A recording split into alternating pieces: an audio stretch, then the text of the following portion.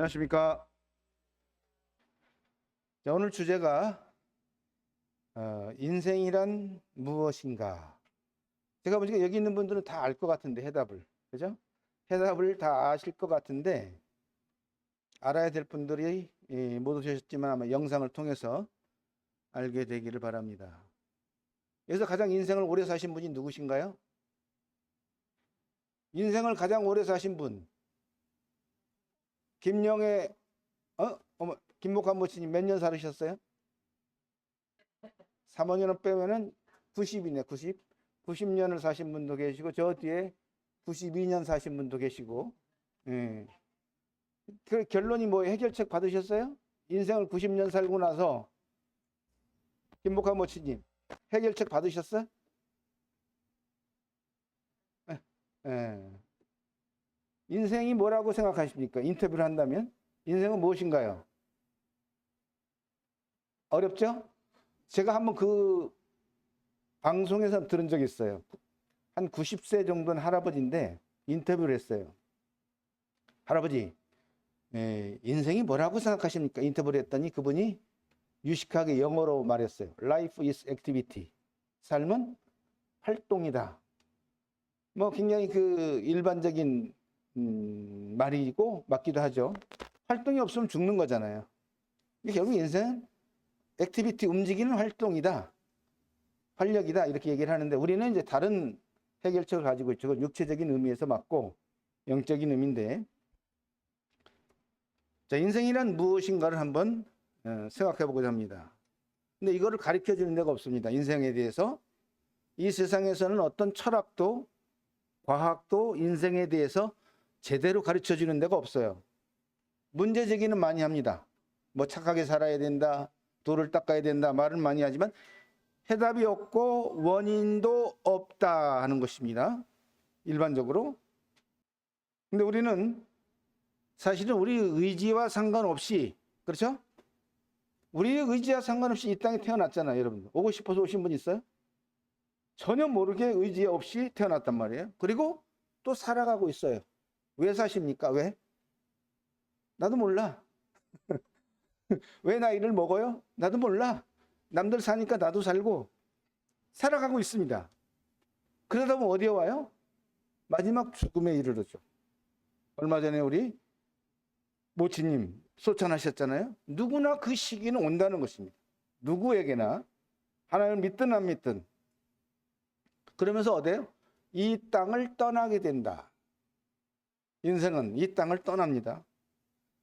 그래서 그런 그 허무한 부분을 보면서 인생은 허무하다 이렇게 말하는 분도 있고요.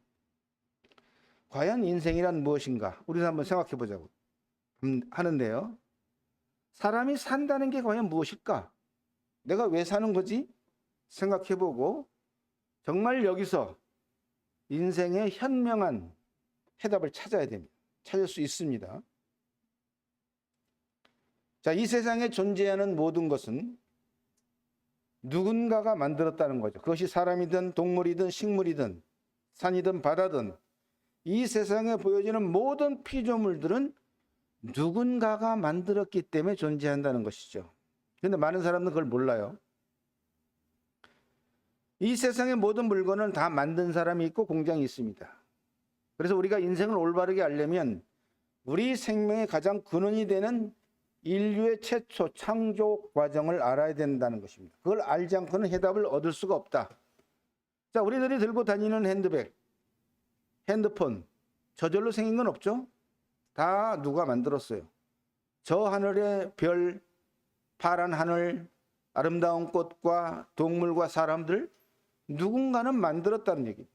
그냥 자연이 있는 게 아니에요. 그래서 히브리서 3장 4절에서 집마다 지은 이가 있으니 만물을 지으신 이는 하나님이시라 그랬습니다. 하나님이 지었답니다. 사람도 동물도 모든 피조물도 하나님이 지었다. 그렇게 말씀하고 있어요. 우리가 아름다운 그림을 보죠. 아름다운 그림을 보는데 감상을 합니다. 야, 너무너무 아름답게 잘 그렸다라고 하지요. 그런데 더 중요한 건 뭐냐면 그림보다 그림을 그린 사람이 더 중요하죠. 이 세상보다 이 세상을 만드신 하나님이 더 중요합니다. 대저 여호와께서 이같이 말씀하시되 하늘을 창조하시니 그는 하나님이시니 그가 땅을 지으시고 그것을 만드셨으며 그것을 견고하게 하시되 혼돈하게 창조하지 아니하시고 사람이 거주하게 그것을 지으셨으니 나는 여호와라. 나 외에 다른 이가 없느니라 하시니라. 이사야서 45장에 아주 명확하게 기록이 됐어요. 우리가 보고 느끼는 모든 존재 피조물들은 하나님이 창조했다는 것입니다. 누가? 나 여호와라고 말씀하시는 하나님이. 우리는 그걸 듣고 나도 하나님 때문에 생명이 있구나, 그걸 알게 되고 지으신 분이 하나님이라는 걸 알게 되는 것이죠. 자, 우리들은 사람의 눈에 보이는 것들보다 보이지 않는 것들이 더 중요하다, 이렇게 생각해 보신 적 있나요? 눈에 보이는 거, 아름다운 거, 맛있는 거, 좋은 것들 많이 있잖아요. 그런 것보다 보이지 않는 게 더 중요하다. 일례로, 자, 우리는 외모를 가지고 있죠. 어우, 저 아름다운 사람들, 저 사람은 왜 이렇게 잘생겼어? 이렇게 얘기하잖아요. 아, 나는 너무 예쁘다고 소문을 많이 들어. 껍데기를 중요하게 여기죠. 근데 사실은 보이는 외모보다 보이지 않는 어때요? 이 몸속에 들어있는 내부 기관이 더 중요하잖아요. 심장이 됐든 폐, 간이 됐든 위가 됐든, 그렇죠? 그게 고장나면 살 수가 없잖아요. 더 중요합니다. 그래서 하나님께서 이 안에다 보이지 않는 곳에 보관하신 거예요. 유지하는 겁니다. 자, 눈에 보이는 음식은 며칠을 안 먹어도 살 수 있지만 보이지 않는 공기는 어때요? 5분만 안 먹어도 우리가 살 수가 없죠. 보이지 않는 게 더 중요해요. 사람의 인체나 팔 하나 없어도 살지만 보이지 않는 내장, 심장이나 간이나 없으면 못 살아요. 더 중요하다는 얘기입니다. 자, 이사야서 45장에서 내가 땅을 만들고 그 위에 사람을 창조하였으며 내가 내 손으로 하늘을 펴고 하늘의 모든 군대에게 명령하였노라 그랬습니다. 만약 우리가 하나님은 눈에 보이지 않아요. 근데 너무 중요하죠. 하나님은 눈에 안 보이지만, 만약 눈에 안 보이는 하나님이 안 계셨다면 우선 내가 없어요. 내 자신이 이 세상에 존재할 수가 없습니다. 이 자연도 존재할 수가 없어요. 그래서 보이지 않는 하나님은 더욱 중요하다 하는 것을 말씀드리려고 하는 거고요. 사람들이 생존하려면 보이지 않는 공기가 있어야 되고 태양이 있어야 되고 비가 있어야 되죠. 근데 누가 이거를 만드는가? 사람은 절대 만들 수가 없다. 그러나 이 세상을 창조하신 조물주 하나님이 말씀했어요. 내가 땅을 만들었다. 내가 사람을 창조했나라고 당당하게 말씀을 하고 계시죠. 따라서 우리들의 눈에 보이는 것들만을 가지고 우리는 쉽게 판단해서는 안 된다는 거죠. 하나님 안 보이니까 없어, 그렇게 쉽게 말하지 말라는 것입니다. 그리고 하나님은 안 보이는 이유가 영이신 하나님이기 때문에 안 보이는 것이죠. 인류 역사 이래로 누가 어떤 신이 내가 천지를 창조했다고 말한 신은 아무도 없습니다. 왜냐하면 자기들이 만들지 않았으니까 말을 못하는 거죠. 자, 사람이 왜 흙과 자연을 좋아할까요? 생각해 보신 적 있나요? 틈만 나면 자연으로, 산으로, 바다로, 그렇죠? 좋아하잖아요. 왜 사람은 흙과 자연을 좋아할까? 이유는 하나님이 흙으로 사람을 만들었기 때문에, 우리가 흙에서 태어난 존재이기 때문에 좋아, 자연 친화적이란 얘기죠. 그러면 하나님을 믿지 않는 사람들도 사실은 누구를 막론하고 자연을 좋아합니다. 그게 본성이에요. 그래서 중병에 걸린 사람들도 몸의 치유를 위해서 자연 속으로 들어가잖아요. 그러면 또 건강해지기도 하고. 그래서 사람들이 이처럼 자연을 좋아하고 흙에 대해서 친화적인 그 이유를 살펴보면 사람이 흙으로 만들었기 때문이다. 사람 스스로는 그 힘과 능력으로는 인간이 어떻게 만들어졌는지 알 수가 없지만 하나님에 의해서 흙으로 만들었다고 가르쳐주고 계시죠. 그래서 하나님께서는 땅의 흙으로 사람을 지으셨다라고 분명하게 말씀은 하십니다. 그런데 동의는 구하지 않아요. 제발 믿어줘. 너희들을 내가 분명히 흙으로 만들었으니까 믿어줘. 이렇게 얘기는 안 해요. 그냥 당당하게 내가 너희들 흙으로 만들었어. 믿든 안 믿든 난 모르겠고. 그죠? 당당히 말씀하십니다. 그런데 우리가 살아가는 그런 삶의 현상을 보면, 결과를 보면 사람이 흙에서 나온 걸 알 수가 있어요. 그래서 사람이 흙과 자연을 좋아합니다. 또한 사람이 자연 속으로 들어가서 살면 몸이 좋아지는 이유이기도 하고요. 여호와 하나님이 이 땅에 흙으로 사람을 지으시고 생기를 그 코에 불어넣으시니 사람이 생명이 드디어 움직일 수 있는, 활동할 수 있는 사람이 되었다라고 하나님이 알려주시는 겁니다. 자, 우리가 철학 좋아하죠. 그런데 철학은 질문으로 끝이 나고 해답이 없다. 내가 죽음은 무엇인가 몰라요. 석가도 몰랐습니다. 석가한테 어떤 제자가 물어보니까 나도 모른다. 저 사람이 그 예수를 지칭한 그분에게 물어보라. 뭐 그런 얘기가 들리더라고요. 그 얘기는 뭐냐면 이성의 한계, 우리 인생으로서는 피조물이기 때문에 잘 몰라요. 인생에 대해서. 유명한 철학자 독일의 칸트가 자살을 했다고 합니다. 기록에 의하면.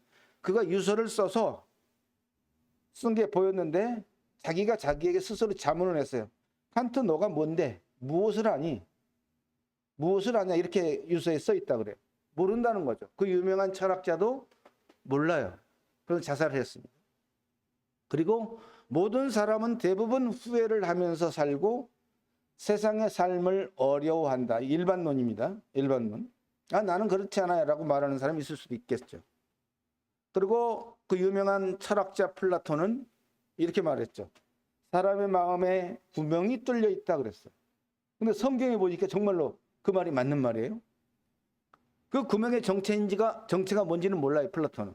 근데 성경에서 답을 주죠. 사람의 마음은 구멍이 뚫려 있기 때문에 채워도 만족하지 못하는 이유. 그 구멍이 무슨 구멍이냐면 죄입니다. 죄의 구멍. 죄가 있기 때문에 만족을 모르는 겁니다. 이 죄의 구멍만 메꿔지면 만족할 수 있고 행복할 수 있다는 원리가 되겠죠. 그래서 사람들은 대부분 후회를 하면서 살아간다. 이유는 뭐냐? 이성과 능력이 온전하지 못하기 때문에. 근데 그 온전하지 못한 이성으로 판단하죠. 세상을 판단하고 결정합니다. 그러니까 항상 후회가 따라오는 것이죠. 이 불완전한 이성, 이 것들을 올바른 진리로 가르쳐주는 분이 하나님인데요. 요한복음 14장에 예수께서 이르시되 내가 곧 길이요 진리요 생명이니 나로 말미암지 않고는 아버지께 올 자가 없다. 내가 곧 진리고 내가 하나님께 가는 길이고 내가 너희들의 생명의 원천이다. 모든 걸 하나님이 해답을 갖고 있다는 걸 예수께서 가르쳐 주십니다. 그러다 보니까 인생은 노력해도 안 되는 일이 많다. 여러분들은 노력한다고 다 되던가요? 내 마음대로 안 되는 게 인생이다. 농사를 짓는 농부가 아무리 노력을 해도 비가 안 오면 소용이 없잖아요. 좋은 결과가 안 나옵니다. 이 땅의 출생도 마음대로 안 되고 죽는 것도 어때요? 내 마음대로 안 되죠. 할머니들 그렇잖아요. 아유 빨리 죽고 싶어. 그런 소리 안 했어요? 정말로? 일부 사람들이 그렇다는 거죠. 근데 내 마음대로 안 돼요. 죽고 싶어도 사실은. 인생이 그렇습니다. 뿐만 아니라 뭐 인생은 노력해도 안 되는 일이 다방면에 많이 있습니다. 사실은. 다방면에. 자식을 낳고 싶어도 못 낳는 사람들도 있고 고령의 할머니들이 늘 죽고 싶다고 말해도 죽을 수도 없고 장사를 해도 마음대로 안 되고 사업을 해도 마음대로 안 되고 직장이나 학교에 들어가는 것도 내 마음대로 잘 안 되고 이게 인생의 현실입니다. 우리 연약한 자들이 현실이고 그러나 전지전능하신 하나님은 천지를 만드셨고 모든 식물과 동물을 만드시고 공기를 주셔서 먹고 살게 하시고 햇볕도 주시고 비도 주시고 생명체가 생존하도록 그러다 보니까 시편 121편에 내가 산을 향하여 눈을 들리라 나의 도움이 어디서 올까? 나의 도움은 천지를 지으신 여호와에게서 로다 그랬습니다. 그러니까 인생의 해답을 하나님께서 찾는 사람은 모든 것을 하나님께 의지하고 눈을 들어서 하나님께 구하고 하면 모든 게 잘 풀릴 수 있다는 것이죠. 해답을 찾을 수 있다는 것입니다. 자, 사람은 3번의 생애가 있다고 해요. 태생, 몸속에 몸 밖으로 나오기 전에 태생이 있고, 이 땅에 나와서 햇볕을 보는 사람이 일생이 있고, 그 다음에 죽어서 영원한 생명이 있다. 그래서 3번의 생애가 있다라고 말합니다. 그런데 이 3번의 생에서 모두 자기 의지와 상관없이, 선택과 상관없이 주어진다는 거죠. 엄마 뱃속에 들어있을 때도 내 의지가 상관없었고, 이 땅에 살아가는 것도 그렇고, 죽어서 영생을 얻는 것도 그렇고. 그리고 이런 흐름은 하나님께서 인간을 창조하셨을 때 이런 3번의 생애가 있다는 걸 우리에게 이해시키거나 동의를 구하지 않는다는 것이죠. 자, 우리가 출생 전에 엄마 뱃속에서 며칠 동안 있었어요? 270일 동안 삽니다. 그걸 태생이라고 하죠. 근데 그 아이가 뱃속에 있을 때는 뱃속 밖의 세상을 본 적이 없잖아요. 알 수가 없어요. 그리고 살아가면서 인생이 힘들다는 것도 모르죠. 희로애락도 상상을 못합니다. 근데 딱 태어나고 나니까 다른 세계가 딱 열리는 거죠. 그래서 이 땅에 출생해서 7, 80년을 사는 걸 일생이라고 하는데, 자, 우리가 생각해 보면 20대 초반까지는 열심히 학교 다닙니다. 공부하고.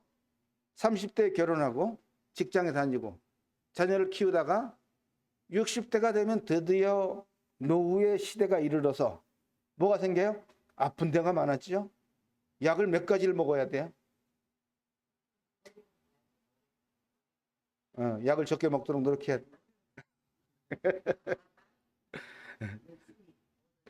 그래서 이제 봐요. 벌써 90 되신 분들 있잖아요. 80, 90이 되면 이제 어디론가 돌아갈 나이가 되는 거죠. 그죠? 어디론가 돌아가는 거예요. 사실이잖아요. 어디론가 돌아가야 돼요. 그게 일생이잖아요. 내가 안 죽고 싶다고 죽어야 된단 말이죠. 그게 인생이다. 그런데 그 다음 세계가 또 있다는 거예요. 죽은 다음의 세계. 그게 영생인데 많은 사람들은 죽음 후에 영생이 있다는 걸 몰라요. 아는 사람은 믿는 사람이죠. 그러나 조물주 하나님이 알려주십니다. 하지만 내가 믿지 않아도 이런 영생은 돌아온다. 결국 죽으면 알게 된다. 죽어보면 알아요. 영생이 있는지 없는지. 야고보서 4장에서 내일 일을 너희가 알지 못하는도다. 너희 생명이 무엇이냐? 너희는 잠깐 보이다가 없어지는 안개니라. 자, 요즘 TV 같은 데 보면 죽는 사람들이 많죠. 화재 때문에 아파트 불나서 죽는 사람도 있고, 뭐 일하다가 떨어져서 죽는 사람도 왜 이렇게 매일 나오고 엄청나게 많아요. 그들은 하루 전에 내일 내가 죽을 거라는 걸 알지 못했어요. 못했습니다. 교통사고 나서 죽을 줄 몰랐어요. 근데 그런 일이 일어난다는 것입니다. 너희 생명이 무엇이냐? 너희는 잠깐 보이다가 없어지는 안개 같은 존재가 인생이야. 그걸 알려주는 거죠. 안개가 몰려왔지만 잠깐 사라지잖아. 잠깐 왔다 가는, 그게 인생이라는 걸 알려주십니다. 근데 중요한 것은 그 다음이에요.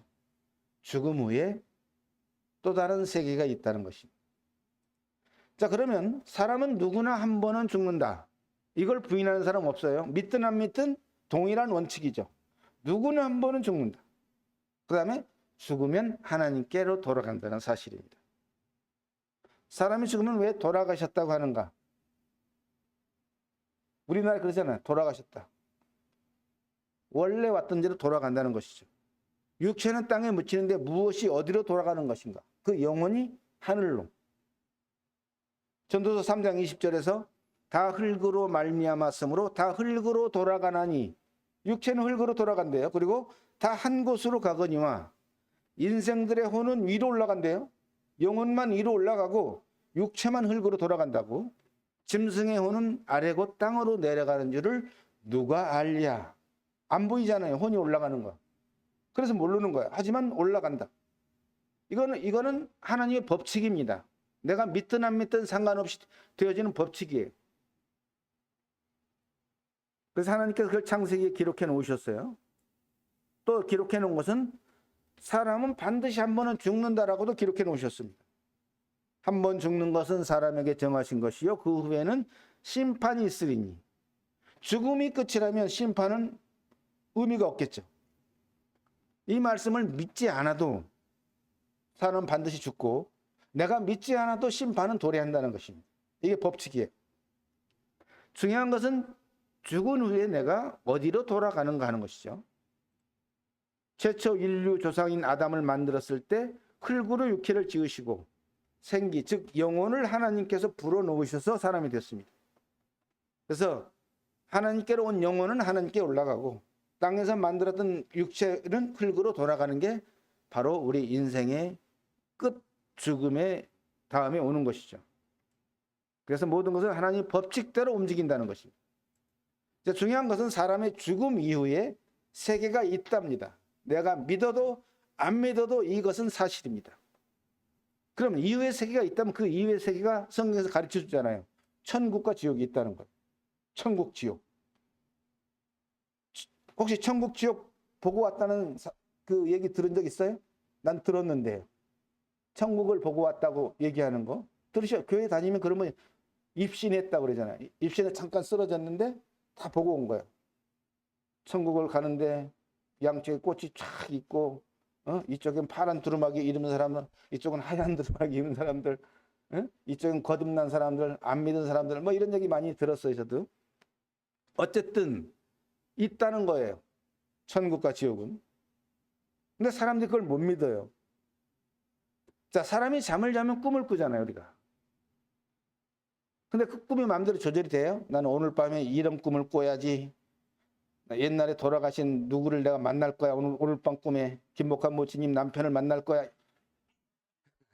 안 되잖아요. 우리 마음대로 안 돼요. 근데 그러듯이 우리의 죽음 이후의 세계도 그렇다는 거죠. 내 의지로 안 됩니다. 천국은 어떤 곳이냐? 하나님의 자녀로 하나님과 함께 사는 것이고, 지옥은 뭐냐? 하나님과 영원한 분리예요. 하나님 빛이신데 그 하나님 빛에서 영원히 분리되는 어둠으로 가는 게 지옥입니다. 그게 안 믿어져도 그게 있다는 것입니다. 그래서 히브리서 9장 27절에 한 번 죽는 것은 사람에게 정해진 것이요 그 후에는 심판이 있으리니. 근데 중요한 것은요, 사람은 죽음이 끝이 아니라는 사실입니다. 김목환 모치님, 죽음은 끝이 아니다. 그게 중요한 거예요. 그래서 하나님은 죽은 후에 죄의 심판이 있다고 말씀하십니다. 결국 그건 죽음 이후에 세계가 있다는 증거죠. 안 그러면 하나님은 거짓말쟁이가 될 겁니다. 그래서 이 부분에 대해서 해답을 찾아야 돼요. 과연 나는 죽음 이후에 어떤 세계로 갈 것인가에 대한 해답을 찾아야 됩니다. 자, 만약에 내가 죽음 앞에 섰다면, 지금 숨이 끊어지기 직전이에요. 과연 나는 어떤 생각을 할까? 나는 과연 어떤 길로 갈까? 어차피 한 번은 죽잖아요. 누구든지 한 번은 죽음 앞에 내가 나 홀로 서야 됩니다. 다른 사람이 도와줄 수 없어요. 그래서 그 죽기 직전에 가는 데가 호스피스 병원이잖아요. 호스피스 책임 교수가 쓴 책에 아름다운 죽음을 위한 안내서라는 책이 있어요. 그분이 말하기를 죽어가는 사람들에게 어떤 공통적인 현상이 있다는 겁니다. 그 공통적인 현상은 죽어가면서 죽는 사람들이 어떤 대상을 본다는 겁니다. 어떤 사람은 천사를 보고 어떤 사람은 저승사자를 보고, 그걸 이제 옆에서 목격을 한 것이죠. 그래서 사람이 마지막 죽기 직전에 우리 눈에는 보이지 않지만 어떤 대상이나 존재를 보는 것 같다. 호스피스 교수가 그랬어요. 어떤 사람 천사를 보고, 또 누가 부른다 그래요. 죽기 직전인데 누가 부르래. 자꾸 오라고. 에? 그럴 때 가야 돼요, 말아야 돼요? 들었죠? 근데 안 좋은 데서 부르면 하지 말아야 되겠죠? 그런데요, 우리들도 언젠가는 도래할 죽음의 문 앞에 섰을 때 과연 우리는 어떤 대상을 볼까? 만약에 저승사자를 보면 어때요? 두려움이 있겠죠, 표정에. 말은 못해도. 근데 천사를 보면 어때요? 화평하겠죠. 그 차이가 있을 겁니다. 말을 비록 못할지라도. 또 우리는 그런 죽음 앞에 섰을 때 과연 어떤 생각과 감정이 들까요? 남은 내 자녀들, 남은 나의 가족들 걱정할까요? 어떤 후회를 할까요? 어떤 공포와 두려움을 느낄까? 아니면 평안한 마음으로 나는 이제 하나님의 세계로 옮겨간다, 이사간다. 그런 생각을 할까? 어쨌든 이러한 현상들은 죽음 이후에 다른 세상이 있다는 걸 알려주는 것입니다. 이런 문제를 자세하게 설명하는 게 성경이에요. 누가복음 16장에 이에 그 거지가 죽어 천사들에게 받들려 아브라함의 품에 들어가고 부자도 죽어 장사되매. 나중에 계속 읽어보면 이 거지는 죽어서 천국에 갔고 부자는 죽어서 지옥에 갔다는 기록이 나오죠. 분명히 이렇게 되기 때문에 하나님께서 우리에게 알려주시는 것입니다. 그래서 영적인 세계가 존재한다. 내가 믿든 안 믿든 영적인 세계는 존재하고 사람이 짐승과 차이점은 영이 있다는 거예요. 짐승은 영이 없어요. 똑같이 혼이 있고 육체가 있지만 영이 없습니다. 그렇죠? 그러니까 다르잖아요. 짐승과 사람. 영이 있고 없고의 차이점. 혹시 귀신을 본 적이 있는가? 김복환 모치님 혹시 귀신 보셨나요? 예. 네. 안 봤어요.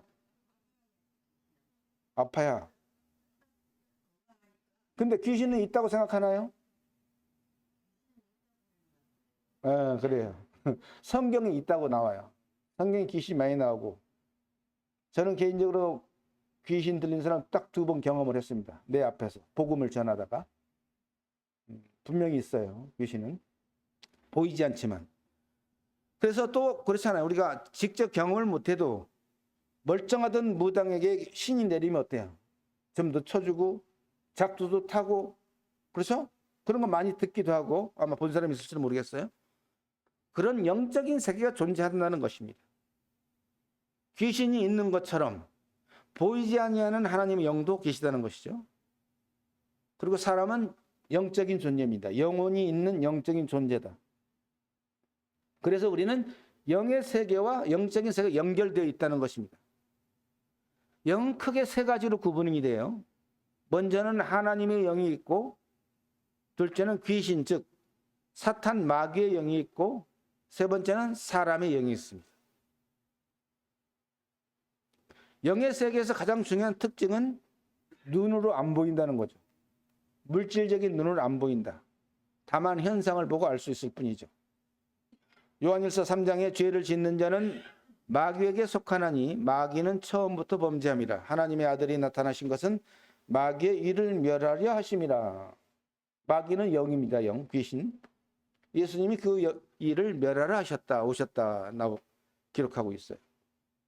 그러면 이 사탄과 귀신의 존재는 뭐고 정체는 무엇인가? 그리고 우리는 보이는 세계와 보이지 않는 세계를 여기서 생각할 수 있습니다. 하나님이 이 세상을 창조하실 때 보이는 세계와 보이지 않는 세계를 창조했어요. 영적인 세계와 물질적인 세계를. 그래서 우리 기록에 보면 천사들 중에서 하나님을 대적하여 쫓겨난 자가 사탄, 마귀, 귀신이라고 나옵니다. 계시록 12장에 큰 용이 내쫓기니 옛뱀 곧 마귀라고도 하고 사탄이라고도 하며 그 온 천하를 꿰는 자라. 그가 땅으로 내쫓기니 그의 사자들도 그와 함께 내쫓기니라 라고 기록하고 있죠. 그래서 이 땅에 귀신들이 사탄들이 내려왔다는 얘기입니다. 천사가 타락해서 된 귀신도 능력은 사람보다 월등합니다. 이 영의 세계에서 천사들은 하나님의 심부름꾼으로 지음을 받았다고 기록하고 있어요. 근데 귀신들에게는 특징이 있습니다. 어둠을 좋아한다. 그리고 사람을 꾀해서 죄를 짓게 만든다. 그래서 사람의 병에 걸려서 신을 받아들이지 않으면 계속해서 괴롭힘을 받아서 신내림을 받았다는 얘기 많이 들었죠. 연예인들도 있고요. 어쩔 수 없이 그래서 무당이 되는 것이죠. 자기가 원하지 않아도. 성경의 기록을 보면 예수님이 오셔서 많은 귀신 들린 자들에게서 귀신을 쫓아내는 기록이 있어요. 그래서 결론은 뭐냐면 모든 귀신들은 하나님께 꼼짝하지 못한다. 그게 결론입니다. 자, 성경에는 하나님이 기록한 성경에 인생에 확실한 해답이 있다. 왜? 성경의 저자가 하나님이기 때문에. 자, 하나님의 말씀하신 성경은 하나님의 영감을 입은 기록자들에 의해서 1600년 동안 기록된 하나님의 말씀인데 주로 예언과 약속이다 라고 말할 수 있습니다. 사람이 도저히 알 수 없는 일들이 많죠. 천지의 창조나 동식물이나 인류의 창조, 사람은 어디서 와서 어디로 가는지 성경이 명확하게 알려줍니다. 해답을 보여주죠. 물론 성경을 사람들이 기록했습니다. 하지만 그들은 모두가 하나님의 영감을 입은 상태에서 하나님이 불러주시는 대로 대필자에 불과한 게 성경 기자들이죠. 그래서 성경을 여호와의 책이라고 말합니다. 이사야서 34장 16절에 너희는 여호와의 책에서 찾아 읽어보라. 이것들 가운데서 빠진 것이 하나도 없고 제짝이 없는 것이 없으리니 이는 여호와의 입이 이를 명령하셨고 그의 영이 이것들을 모으셨습니다. 여호와의 책, 저자가 성경은 하나님이란 얘기죠. 여호와.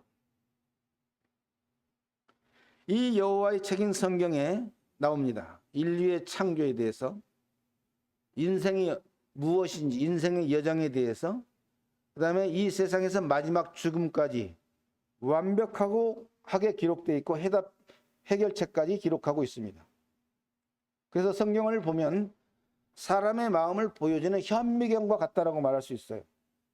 나도 이 속이 잘 내 마음이 보이지 않는데 성경을 읽어보니까 거울처럼 보이는 겁니다. 그리고 사람의 마음의 내면이 중요하다. 우리가 느끼겠지만 사람의 행복은 외적인 조건이 아니라 마음의 내면에 달려 있다는 것이죠. 돈이 많다고 행복한 게 아니잖아. 내면이 중요하다. 과연 내 마음속에 무엇이 들어있는지 나도 잘 모르는데 성경을 보니까 나와요. 야, 내 마음에 이런 게 들어있다고? 내 마음속에 어떠한 죄가 있는지 제대로 알고 있는 사람이 없습니다, 사실. 그리고 하나님은 무엇을 죄라고 하는지도 잘 몰라요. 그러한 죄가 자기 마음에 들어있는지를 잘 인식을 못하는데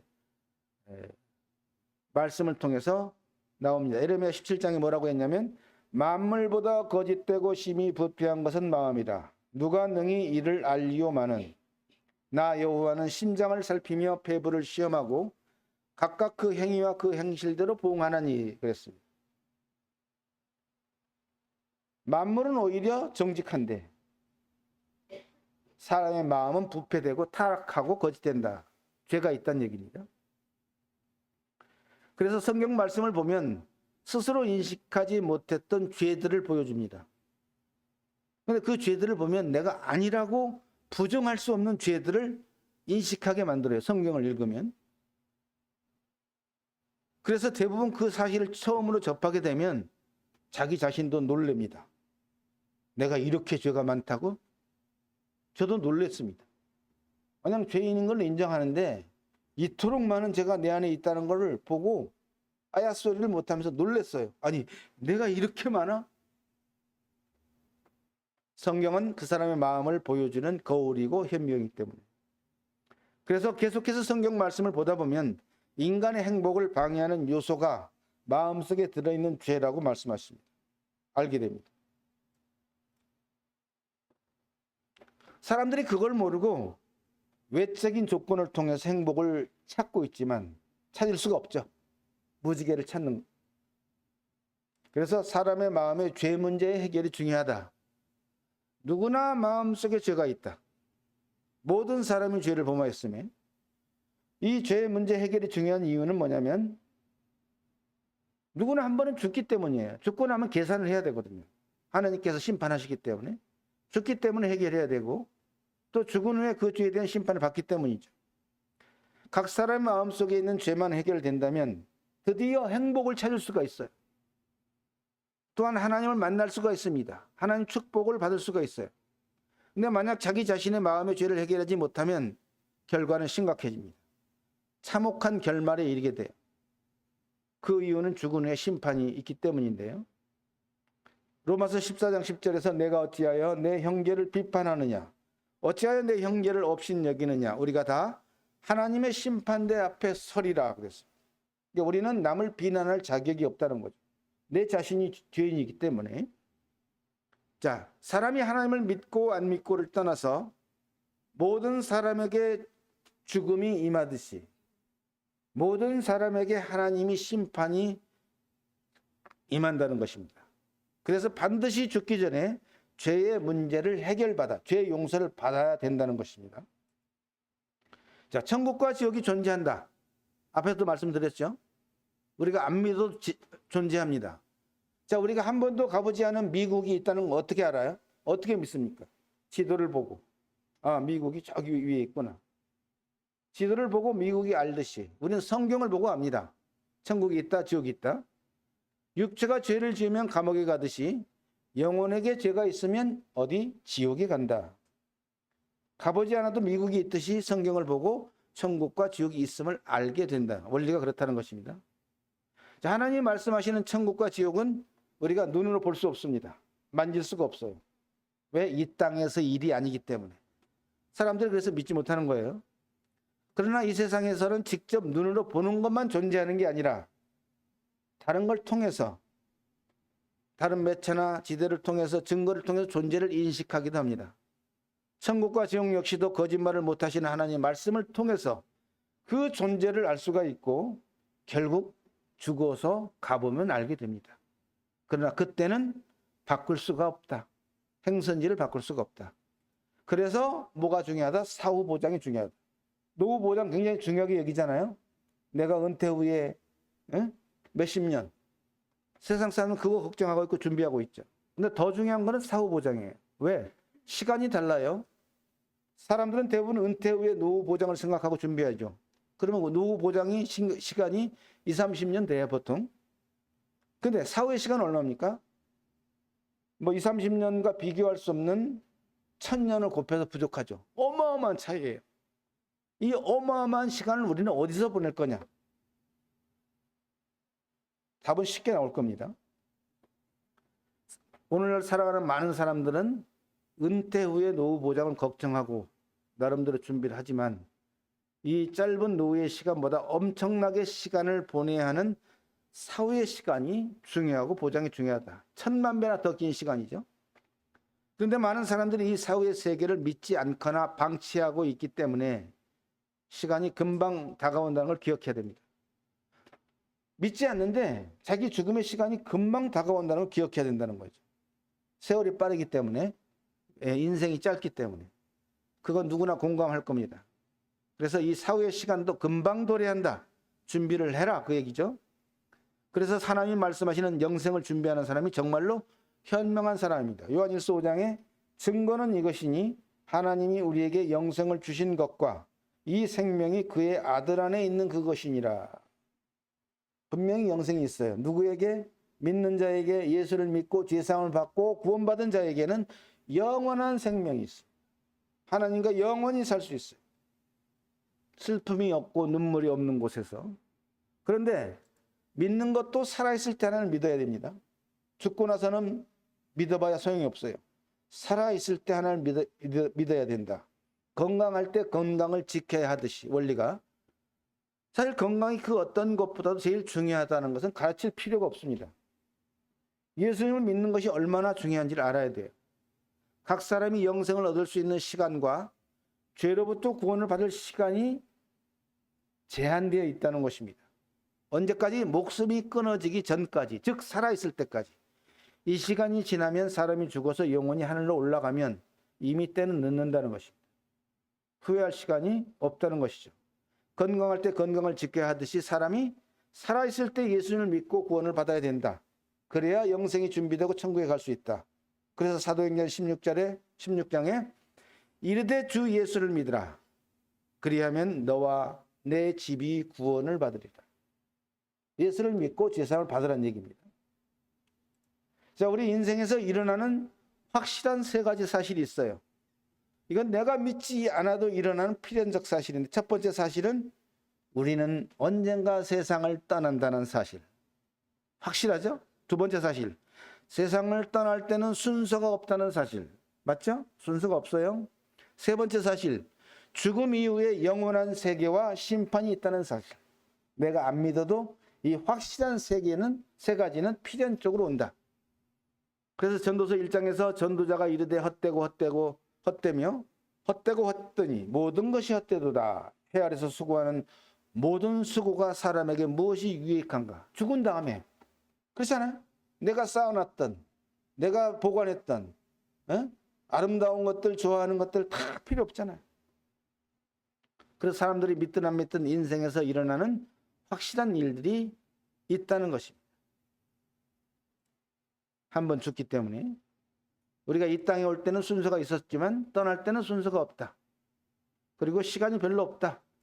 일단 이 땅의 생명이 마감되고 눈을 감아 햇빛을 볼 수 없을 때 나타나는 것이 있는데 곧 사후의 세계라는 것입니다. 믿지 않았던 사람들은 아마 깜짝 놀랄 거예요. 부와 명예와 권력과 사람이 갖고 싶은 것을 다 가졌던 솔로몬 왕이 이 말씀을 기록한 겁니다. 솔로몬 왕은 그러면 어때요? 다 가졌잖아요. 왕이었고 돈이 많았고 뭐 원하는 건 다 가진 사람이에요. 근데 그런 솔로몬 왕이 인생은 헛되고 헛되며 헛되고 헛되니 모든 5번이나 말했어요. 해 아래서 살았을 때가 해 아래에 있는 거잖아요. 죽으면 해를 못 보죠. 해 아래서 수고하는 모든 수고가 사람에게 무엇이 유익한가. 이 해결책을 받지 않으면 이걸로 끝난다는 것이죠. 그래서 우리가 피할 수 없는 이런 필연적 사실에 대한 대책이 필요하다는 것입니다. 그 대비하는 길을 가르쳐 주는 게 성경이에요. 예수님을 믿으면 하나님의 자녀가 돼서 천국에서 영원히 살 수 있다는 것을 가르쳐 줍니다. 하나님이 인류를 통치하시고 피조물의 주권자이기 때문에 그분이 말씀하시는 것입니다. 사람이 피할 수 없는 죽음의 문제에 대한 해결책과 대책이 있다는 것은 놀라운 비밀입니다. 믿지 않아요, 사람들은. 이 비밀이 곧 하나님의 책인 성경에 기록되어 있다. 마치 보물지도에 보물을 찾는 길을 알려줘서 그 길을 따라가면 보물이 있는 것처럼 성경에 말씀하신 해결책 길을 따라가면 우리도 대책을 받을 수 있다는 것입니다. 성경에서 제시하는 해결책의 핵심적인 단어는 예수님이고 믿음입니다. 이 두 단어의 내면의 핵심은 곧 예수님으로부터 죄사함을 받는 믿음을 말하고 있고요. 이것만이 오직 유일한 길, 해결책의 유일한 길이라는 얘기입니다. 자, 그렇다면 우리는 남은 인생을 어떻게 살아야 되는가? 결론을 얻을 수 있을 겁니다. 자, 왜? 우리는 언젠가 세상을 떠나기 때문에 남은 여생이라고 그러죠. 내가 앞으로 몇 년을 살지 모르지만 나는 과연 어떻게 살아야 되는가? 성경에 말하기를 죄와 사망의 권세로부터 해방받도록 구원을 받아야 된다. 이게 가장 중요하다. 그러면 영생이 주어진다. 그리고 세상을 떠나기 전에 하나님을 만나야 된다. 그래야 하나님이 자녀의 되는 권세를 받기 때문에. 정말로 현명한 사람은요, 얼마 남지 않은 여생의 기간 동안에 자신이 홀로 맞닥뜨려야 될 죽음의 문제에 대한 구원의 해결책을 찾으려고 할 것입니다. 누구나 가는 죽음의 길을 나도 가고 있기 때문에. 그런데 이 문제에 대한 해결책이 있다는 것은 얼마나 다행스러운 일입니까? 이게 복음이죠. 내 자신에게 닥쳐올 곤고한 죽음의 날이 오기 전에 해결책을 받아야 됩니다. 로마서 3장 23절에 모든 사람이 죄를 범하였음에 하나님의 영광에 이르지 못하더니 천국에 하나님이 계신 천국에 못 간다는 얘기예요. 그래서 전도서 12장에 너는 청년의 때에 너의 창조자를 기억하라. 곧 곤고한 날이 이르기 전에 너가 죽기 전에 너를 창조한 하나님을 만나야 된다. 구원을 받아야 된다. 그 얘기입니다. 그것이 해결책이죠. 진정한 해결책은 하나님으로부터 오는 죄사함을 받고 구원받는 것이고 이것은 사람의 노력이 아닌 100% 은혜의 선물로 받을 수 있다고 성경은 가르칩니다. 오늘 주제처럼 인생이란 무엇인가 우리는 들어왔습니다. 전도서 12장 13절에 이래 결국을 다 들었으니 하나님을 경외하고 그의 명령들을 지킬지어다. 이것이 모든 사람의 본분이라고 그랬어요. 교회 다니는 사람뿐 아니라 모든 사람의 본분이 하나님을 만나서 영생을 누리는 것입니다. 세상에서는 인생에 대해서 많이 가르치고 있습니다. 하지만 정작 해결책에 대해서는 가르쳐주지 못하죠. 왜냐하면 모르기 때문이에요. 하나님은 그 성경 시편 90편에 우리의 연수가 70이요 강건하면 80이라도 그 연수의 자랑은 수고와 슬픔뿐이요 신속히 가니 우리가 날아가나이다. 우리의 세월이 엄청나게 날아가듯이 빠르다는 것입니다.